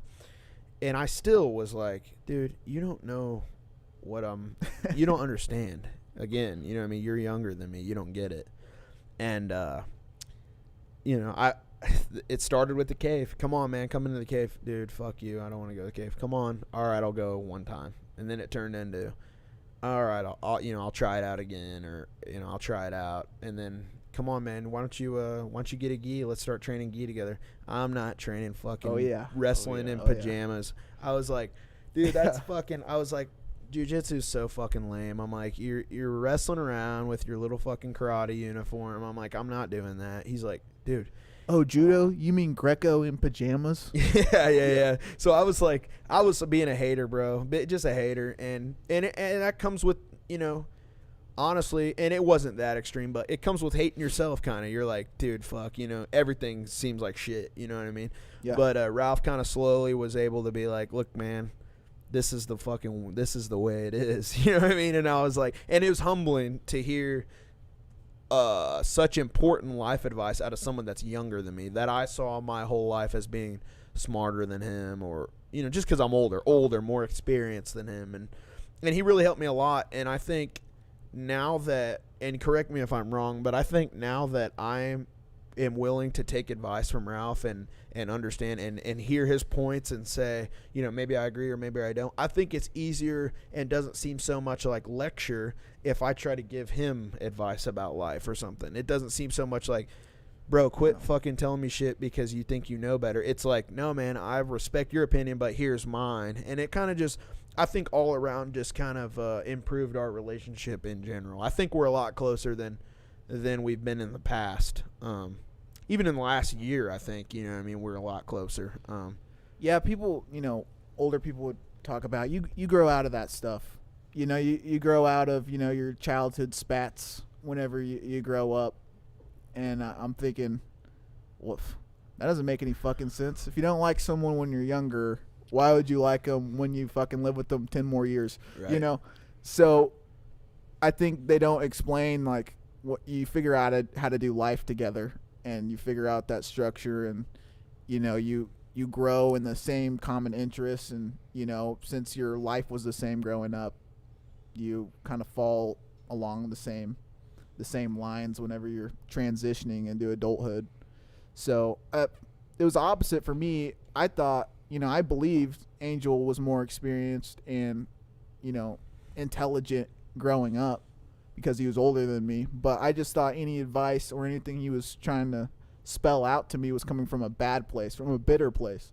I thought they were lectures. I thought he was, or maybe he was even trying to mislead me sometimes. I thought that in my mind. And him opening up a little bit, when he was in his dark place, showed me that it was sincere, and he was vulnerable for that moment of time. And I knew, the feeling you get when you go to the cave. I knew it, just like those bad things pile on top of themselves. One good thing, you can get some momentum on the upswing. Good things start happening. Your body first, then your mind. So that's kind of the idea I had, and I knew he was more receptive to it once we got rolling. Do you feel like time's on your side too? Because, like me with my brother, I took so much shit from him. Like you were saying, like partying a couple of years up, experiencing things that I would never experience. Like as a fucking 16-year-old, there's shit that I experienced, and it was only because of my brother. Yep. And I'm super thankful for that. But now I can show him things that maybe like he had to go be an adult while I was still able to go grab experiences because I had the blanket of being able to fuck up. And maybe Ralph was able to go train MMA because he was younger. He didn't have to choose a career path. And now you guys, like, he was able to say, hey, Angel, I do this. Come fucking do this. Right. And, you didn't have to go do that, but you did. And he didn't have to. I guess the way I'm trying to describe it is that, like, now I can show my older brother, who's 3 years older, so pretty similar, some things that I did as a younger person. Right. And I was able to do that because I had a couple extra years as a blanket. And he didn't have that. He was fucking older. He had to make some career decisions. Right. And you get the advantage kind of because you get to see at least one person's fuck ups or something that goes good. So you're like, that didn't work out, so I'm not doing that. You know what I mean? Or that worked out, so I'm going to try that. You know what I mean? You get at least one perspective that you know what I mean, of someone that's pretty close to you that you can kind of use as a guideline. Ralph and I are, me and you are closer in age, but I feel like me and Ralph are closer in our life paths, as far as like I was able to see my brother, he was able to see his brother, Right. and I was able to do some things because I wasn't the golden boy, I guess, and not that it's like, you know, my brother, he was the older guy, he was supposed to set the example, and it's not that he did or didn't, but same with Ralph, like, you know, it's, I was able to try some shit because I knew that I could always fall back on, I was younger, I didn't fucking know. Right, and maybe the expectations weren't as high for you. Correct. And yeah. it was like, you know, they knew our work ethic was good, but, you know, they weren't pushing for anything special to happen for you. So there was like less stress, so you got to venture out, try all kinds of shit. Mm-hmm. That's what it felt like for me a little bit. It was like, well, I'm going to take some time and see what I'm good at, Mm-hmm. you know. So Ralph, before we kind of close out here, I wanted to talk about your fight coming up. Yeah. Yeah, you got a fight coming up, and it's a big fight. And I know you fought it. Sadly, it is a big fight. And it's a big fight. Let's get into it. you fought at this venue before, but Ralph is going to fight at a venue that is something that the generic amateur mixed martial artist aspires, dreams, daydreams, hopes to fucking be there. This is going to be at the Silverstein Eye Center, now called Cable Dahmer Arena. And you fought there before. And you're walking into an arena that the Mavericks play at. You're walking into an arena that multi-million, almost billion-dollar people go to perform at. And this is going to be your second walk in that arena. And it's under the Glory MMA banner. As fucking as they don't want to say. But it's under the Glory MMA banner, under UFC Fight Pass. And I understand the prelims aren't always on Fight Pass. But, I mean, how is your nerves walking into this fight? Who are you fighting? Give us a quick breakdown. Well, first of all, I don't know if I'm on the main card or not. I was on the poster. I think that means a main card. Right. I mean, clearly so. they know that you're fucking. It has you mean like the main business. event guys and then like me under it. Mm-hmm. So like maybe I'm on Fight Pass. I don't know. I just assume they're all good now. Honestly, I mean, Angel knows they're all good. Noah. I mean, and that's not just because. That's not just because, you know, I'm getting to that level in my career now where like there's no easy fights. I called these guys out. I told Rudy's my matchmaker, my trainer, my everything, my manager. I told him, dude, give me the hardest guys we can find in the nation right now. I don't want easy fights. I want to see it, feel it, do it before I get to the pro stage and feel that pressure. So that's what he did. And it was like that from the start. I didn't get a gimme my first fight. As you know, it was on short notice. I took it on 3 days notice. I was 20 pounds over. It was like I had to pretend I was a pro. Go in there, fight a kickboxer who's he was scheduled for a kickboxing bout. And his opponent pulled out for whatever reason. You know, we weren't about to walk into a kickboxing fight, so we made it MMA to level the playing field a little bit. But anyways, that's the kind of competition I've been fighting since day one. I don't expect to ever – I don't know what a gimme fight is, honestly. And this dude's from Glory MMA. I assume he's good. I assume his conditioning's good. I assume his skills are good. I almost don't care who it is anymore since I train. I trust in my training. I drink the Kool-Aid, as me and Angel call it. I don't care anymore. I know – he's fought one or two of our teammates. I think two, yeah. We know Caleb. Who was the second? Both finishes. He fought Matt Franks. Both finishes. This guy, what do we have his name? It's Muhammad. I believe it's Zwali, and I believe I'm butchering this shit out of his name. Zwalak. It's okay. We don't mean any Zwalak. disrespect by this. And Yeah, what- and what's- Zwali, no. Zwalak. Zwali. Yeah. What's the date on this fight? March 5th. Okay. March 5th, Saturday. You Tickets thought are- it was like the 14th or something. Yeah, for some reason I thought it was the 13th. Tickets Yeah, are second $42, Saturday. guys. $42. And if you buy them from Ralph Hernandez, they are $30. $30. Look at that, Wow. $12 discount. So Say 42. Okay, yeah, $12 discount. But I assume he's good. He's got a good coach, good club. We're all just trying to achieve the same thing. He wants what I want, so we're gonna go in there. I think his wins were by submission. Both of his wins were by submission. Yeah.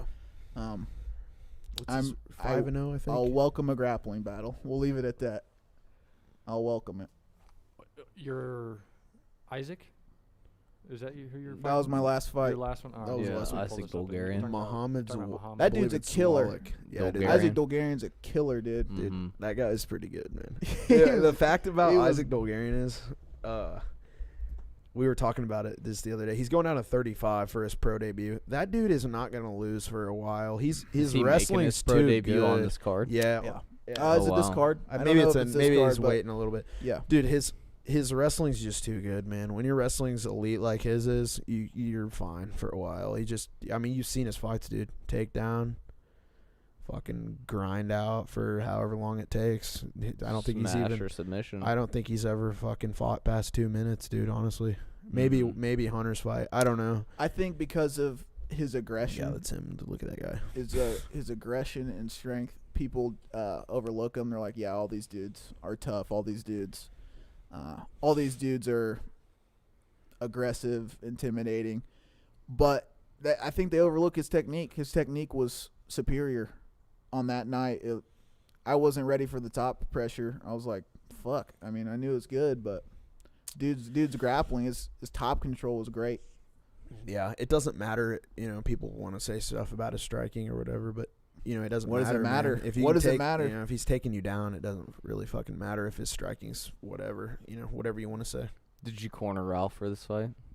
I did. It was like a For the last second. Bulgarian? It was a Last last second. second corner, dude. I was only supposed to corner Curtis for that, I think. And then it was supposed to be Adam, but Adam, he was getting warmed up for his fight, so I took it. And Me and my boy Adam were fighting the same night, and he was going to corner me, and I was going to corner him after, which I did. After my loss, I still was like, told you I would. You want me there, I'll do it. But Adam was main event, so I got Angel in there. I was like, dude, you need to do this. And he's like, fuck yeah. So Okay, so you corner your brother for Isaac Bulgarian. Ralph, what do you think your main mistake was in the Bulgarian fight? well, I got taken down, so that shouldn't have happened. I don't get taken down in the gym, so I think I was pressing. I wanted the game plan. I mean, the fight's over. The game plan was to get in his face early on, be all the way in, all the way out. Pepper him, ones, twos, nothing special. Keep the distance, since that was my first opponent who was shorter than me, thank God. And I got in.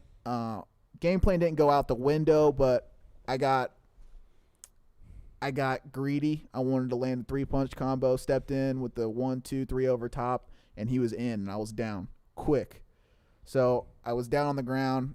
He took me down, and at that point, I got to realize that his top control was so good, and instead of he was throwing punches on top. There's nothing I hadn't seen. I wasn't impressed with the power or any of the blows. They were mostly whiffing too, because I was shrimping and bucking, and I saw a arm triangle choke from like a mile away, and I was like, nah, you ain't get me with that. And before I knew it, shoop, it was up there. Couldn't even defend, reach my leg, and I was like, did this really just happen? Did it really get sucked in this quick? And by that point, I mean, you've been in an arm triangle choke. I mean, besides grabbing your own leg, and if you miss that opportunity, there ain't much defense for those. Those just tough. You got to hope that it happened 15 seconds before the bell and that you don't go out. So I was fucked. But that camp, maybe the best camp we've ever had. It was dirty. That was We were- fucking great. We were grinding out for that. Those were great training sessions. It sucks, and that one stung, but it never stings as bad when you did everything you could. You just didn't execute. The training was good. The weight was good. I was partners with my boy Adam months leading up to that. So Angel, you're shaking your head when when Ralph's talking about his arm triangle. What are you talking about? No, I mean, I agree, man. Everything he's saying is right. It just fucking sucks. Like, I'm thinking about it. I was watching him, dude. I was watching him try sinking it in the first time, and Rudy, dude, he called it out too. He's like, watch that. Ralph, I knew saw it coming. He's like, and when he told me afterwards, he's like, dude, I didn't think he was gonna get that in. I was like, neither did I. I was like, since when, dude? But man, the guy's just technical, you know what I mean? It's just, Yeah, and that's why I'm technician. shaking my head. It's just fucking just leaves a bad taste in your mouth, you know what I mean? But that's fighting, man. You can train as hard as you fucking want, but you know, if someone can take that away, and you gotta use that, you know, for the next one. And you know, I say the word camp. I don't like that word. Right. It's, you know, it's makes it sound like, you know, you train hard for 2 months and you fuck off and play video games, you know, the rest of your life. It's about what you do day in and day out. You don't make a fighter in 2 months. Okay. It's gotta be a discipline. It's a lifestyle. We talk about that at the gym all the time. You're not going to take someone and make them with zero MMA experience, make them train harder than anyone's ever trained in history, and put him up against a lifelong technician, and he's going to beat him. It's never going to happen. You need to be about it all the time. And I was for that fight, you know, and the camp, I turned it up even harder. You know, I cranked up the volume on everything I did. But, you know, at the end of the day, it's a technician versus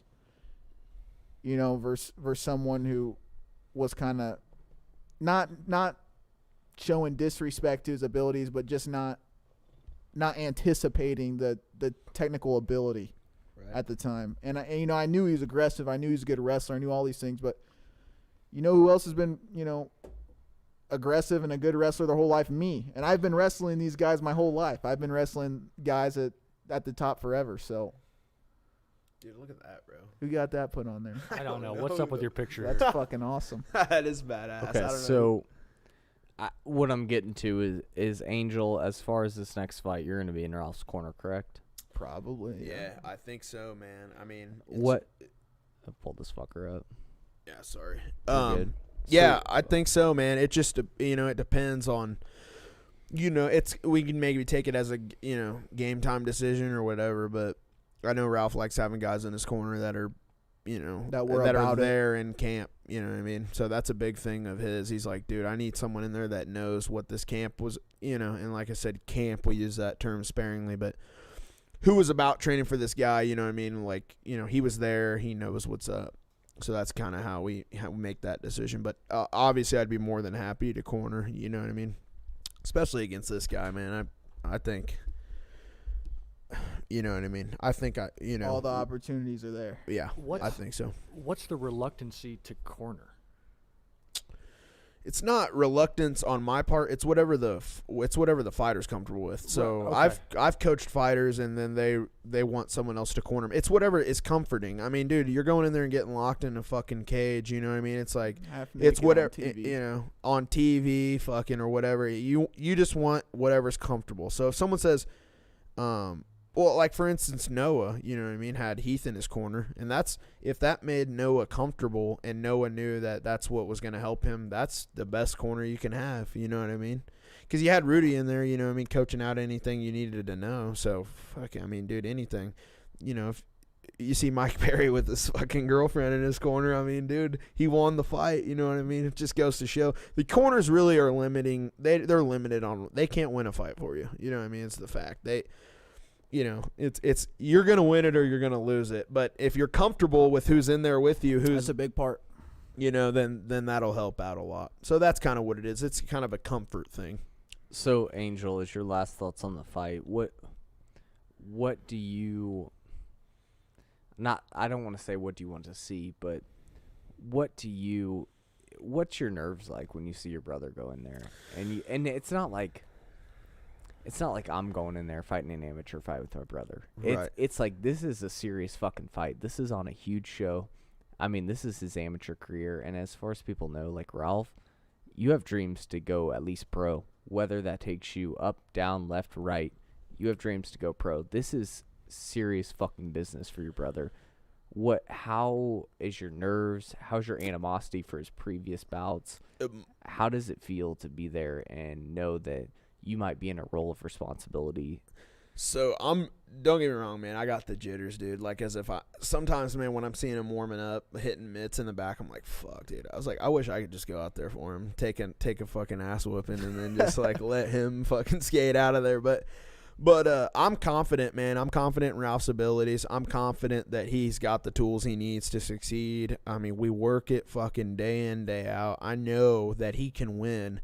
So really, my only focus is making sure he's comfortable and making sure he's hearing call outs from me that are things that he can't necessarily see with his eyes. You know what I mean? Like, Ralph's grappling, he can feel most of the stuff, but when you're standing in front of somebody striking, you can't really see what they're doing. You're looking at their neck or chest or head or whatever, trying to, place your shots, and you've got blinders on. So that's kind of the job of the corner, to make sure that you're, you know what I mean, making sure you're seeing stuff or hearing stuff that you should be seeing, basically, is the only thing. But I would be more nervous, man, if I thought my brother was a scrub, and if he was just going to go out there and get his ass beat, I'd be like, dude, come on, man, don't do this. But, dude, these are fucking tough as shit, dude. So I know, man, when I go out there, it's just flow state, dude. It's stuff we've been doing our whole fucking life, man, from when I was, 7 years old on the side of the wrestling mat, like, telling him what to do, and he's fucking 5 in a wrestling match. I mean,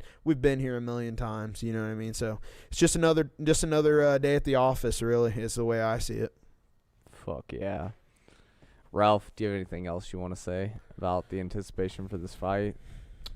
Has there been any giant changes? Has there been anything that, not that you want to show, because obviously you're amateur, and again, I don't want to make you cringeworthy, but has there been anything that you're like, man, this is the time is now, as far as projection for your professional career? Because we've talked about this before. Amateur losses mean fucking nothing. They are building experiences, and this could be, and I'm not trying to get ahead of you, but this could be one of the last 1, 2, maybe 3 fights before you decide to go professional. And we know that. And what is it that you want to showcase, you yourself? I want mat time. So I want to show my cardio more than anything else. I want to take them deep into the third and show everyone, I can do fives. I can do 5 fives. A lot of your hard work you want to just put on display, and not just your technical abilities, but just you want to show the grind side of everything. So the grinding side would be my cardio. I want to go out there and just put on a clinic and not get tired, and let everyone know, oh shit, this is legit. He's a professional. He makes weight. He puts on exciting fights. I don't have boring fights. You guys have seen all my fights. Ain't been in a boring fight, and he's got the technical ability and the cardio. So I like action. I like exchanges. I like winning exchanges. I like scoring first, often, and last. So that's what I plan on doing for this fight. Scoring first, often, and last. Fuck yeah. What are you defending against? Yeah, if you had to pick one big thing that you think you got to avoid in this fight. Yeah, what are you working on? Well, it's hard to say. All those Glory guys, they train everything every day, but my 2 teammates lost by submission. So, on the surface level, you'd say, well, don't get submitted by this guy, but I'm not. There's no area of my training that I feel I've overlooked, or that I feel like I can't go there in the fight. I'm ready for anything. If it goes to the ground, God forbid I get taken down, I feel comfortable. I may not even try to get up right out the gate. He might be running into some traps quick right out the gate, right when I hit the mat. The boxing, the stand up, I mean, I feel great. I feel even better there, honestly. My stand up has looked good in all my fights, and it's constantly improving. So I'm sure since this dude gets a lot of submission finishes, that he's probably been brushing it up on his stand up too. Which just means that we might be in for we might stall out each other's grappling, and this might be a 3-round stand-up cracker. one of the last ones before it's big time. Yes, sir. Do you see yourself maintaining pro within the Kansas City circuit for a while, or do you want to take the biggest opportunities as possible? And the reason I ask that is because you said that anyone, anywhere, anytime, generic term. But as far as your amateur career, do you have, and Angel, you can fucking voice on this too, do you advise your brother to stack his career in his favor when he goes pro? Maybe go outside of this region, look for not easy fights, but maybe fights that are more, because it's going to be hard to find guys that can wrestle with you. We've seen it before. We've seen pro guys who have no wrestling. We have seen them straight. It's a lot of it has to do with just your results. Are you getting finishes? Are you getting easy competition? I say the word easy. That's what that means. Easy stacked in your favor. Right, stacked in your favor matchups or whatever. And then that goes. Those decisions get put on the promoter. Do we want this guy on our show? The regional circuit. This guy's beat. He's gotten over on one of our guys. Do we want to give him a beast on our show? We're building this guy up. Do we think this is a good matchup for our guy against Ralph? If I get 5 knockouts right out the gate, I'm a 5-0 pro, 5 knockouts. UFC might call me up. So it kind of depends. I'd like to, build my following somewhere fan-friendly, just to get that exposure to, people who care about me, get the fan base up. But I'll, like you said, whoever, whenever, I don't care. Make them the best. That's all I want. I want to fight the best. Hell yeah. And that's the mindset you almost have to have. Angel, you got anything else? You mean in regards to the fight? Anything. Fight. I'm excited, man. No. Your brothership. No, dude, I'm excited, man. I mean, all I'm looking forward to, it's weird because I'm not even fighting, but I'm looking forward to March 5th, dude. That's the date that I'm thinking of, you know what I mean, that we're both working towards. So, man, it's going to be, no matter what it's going to be fucking high pace. That's it. High pace, high fucking. Just like every time. High intensity like every time. That's time. it. It's going to be a fucking, getting in somebody's face, and it's just a grind, man. That's it. It's going to be a grind. It's a product, eventually I'll be an independent contractor. I'm selling my art. We're mixed martial artists. I'm selling my art, and the product needs to be great. And so we're in the lab. We're mixing up cardio. We're mixing up intensity, high pace, and then technique.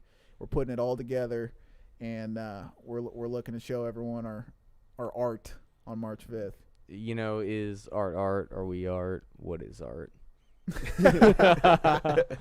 Fuck yeah. Well, I'm stoked as shit. I can't fucking wait for March 5th, man. And, I just hope that you're safe, which I know you will be, and I hope that everything turns out the way you want it to be. And I'm always going to be fucking balls deep in the MMA corner of the Caveman crew.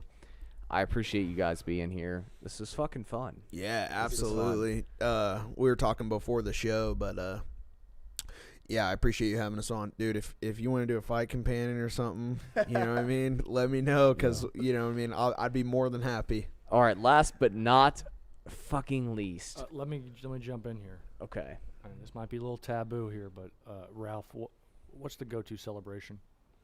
Go-to celebration. Are we talking in cage or out of cage? Oh, in cage. In cage. Flip. You have no decisions. It's just straight instinct. Well, judging off my wins, I usually go with the "that was nothing" face, with my emotionless, done this a million times stare into the crowd, and then followed by the "oh fuck, I'm tired" look. So, not a huge celebrator. I always wondered why those NFL guys fucking celebrate after getting a touchdown. I'd fucking pretend like I've done it a million times, just drop the ball and continue on with my day. That was fucking easy. Even after a knockout, I see myself doing that too, Out of cage, depends on the night. Hey, we might Jack, be having some hit us beers up, boy. in the Hit us up. casting If you want to couch. see what's up. I know where I'll be after this fight, at least March 6th in here. Hell yes. Yeah, Well, dude, yeah. I can't wait to have you guys back to recap. Cool, and man. talk Yeah. about it. And, man, I hope that people understand when I say high level, again, I'm not trying to make you guys cringe over there on the couch because I know how it is. Like, Angel and I just watched one of my fights. Like, I can't even watch that shit. It makes me throw up. And so I know when That's someone what a talks. casting couch is for, though. Yeah, to when be I know fair. when someone talks about you, it's hard to understand. But, Yeah. dude, I'm telling you guys are some of the most diligent trainers. You guys are high levels. Fuck. You guys have put in the work to earn and accept and teach the art of wrestling, of martial arts in general, and I can't fucking wait for this fight, man. And I know that both of you guys have bright futures, whatever the fuck you do. And humble. And yeah, you guys are humble as hell. Appreciate that. it, man. And dude, I'm fucking thrilled. And the fact that you guys have sat here and you have phenomenal career paths as electricians, and now I have a TV that's gonna work in my kitchen because of me. No, Hey, but I mean, got you, bro. it's not like this is your all in, but you treat it as such, and you treat you're humble as if it is your all in. And I fucking cannot wait, dude. So March 5th, Cable Dom Arena, Independence, Missouri. Ralph Hernandez the third. Yep, hit him up on Insta, Facebook. Get your tickets while they last. Yep. It's gonna be a sold out 20% capacity show. Correct. I'd just like to tell you on air, bro. This is a sweet setup. I hope you keep doing this. And I Fuck appreciate, yeah. I appreciate Fuck you yeah. No, having I- me on. thoroughly impressed. Seriously, no, Thank this you. is awesome. I appreciate you guys seriously I being needed to here. tell you that before I go train, which I was supposed to do an hour ago, but you talked But me into you coming stated, on. did you 'Cause have that fun is just though? how nice of a guy I am. No, I had a blast. That's why I'm thanking Fuck you on yes. air. I Thank needed you. to make sure everyone knew Hell that yeah. I respect that. It's, So the, it's the mental training, right? Yeah. yeah. Fuck yes. Well, we're going to have him back after a big fucking win. It's going to be great. Thank you, Angel, for the outlet. Yeah, Thank you absolutely, guys brother. for being you guys. Thanks for sharing your knowledge. And shout out Rudy Bears. And shout out the Caveman Crew MMA. YouTube.com/Heavy Hands. Instagram, Heavy Hands Podcast. Twitter, Heavy Hands KC. Facebook, Heavy Hands Podcast. Thank you so much. This is the Nitro Show. We have Angel and Ralph. Let's get this shit over with. And we'll see you guys after March 5th. Absolutely. Peace. Peace. See ya.